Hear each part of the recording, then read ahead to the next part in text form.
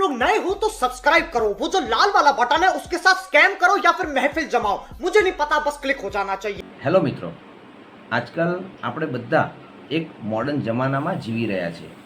પરંતુ આપણે એટલા બધા મોડર્ન થઈ ગયા છે કે આપણે વાતો નથી કરતા, આપણે ફિલિંગ શેર નથી કરતા, આપણે એકબીજાને સમજતા નથી, પરંતુ આપણે પોતાની વાતોને સમજાવવા કે પોતાની ફિલિંગને શેર કરવા માટે આપણે એકબીજાને રીલ્સ મોકલી રહ્યા છે. આ છે મોડર્ન યુગ. ઘણી બધી જગ્યાએ એવું જોવામાં આવ્યું છે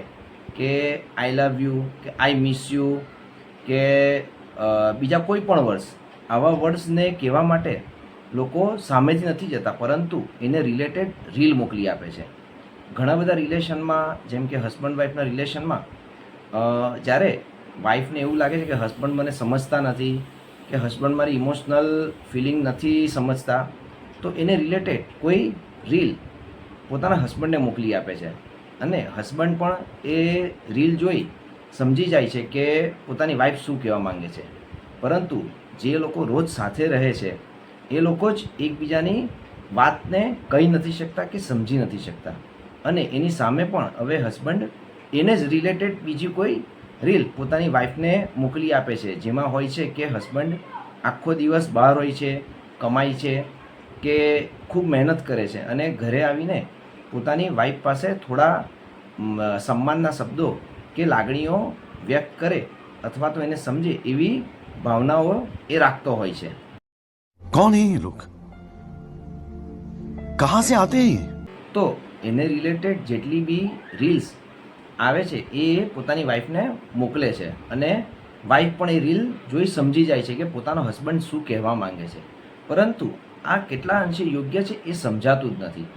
કારણ કે રોજ સાથે રહેનારા, સાથે જમવા બેસનારા, એક જ રૂમમાં રહેનારા એ વ્યક્તિ પોતાની જ્યારે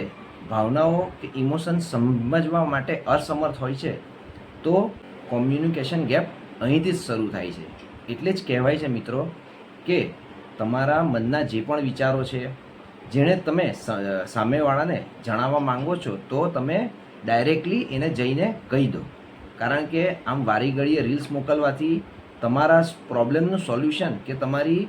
ઇમોશનલ ભાવનાઓ છે એને તમે નહીં સમજાવી શકો, અને સમજાવી શકશો તો પણ એટલા હદે નહીં સમજાવી શકો કે જેટલી હદે તમે એને વાત કરીને અથવા ફેસ ટુ ફેસ બેસીને એને સમજાવી શકશો. તો મારી તમને બધાને એ જ રિક્વેસ્ટ છે કે તમે તમારા પાર્ટનરને જે પણ પ્રોબ્લેમ હોય એ તમારી સામે બેસીને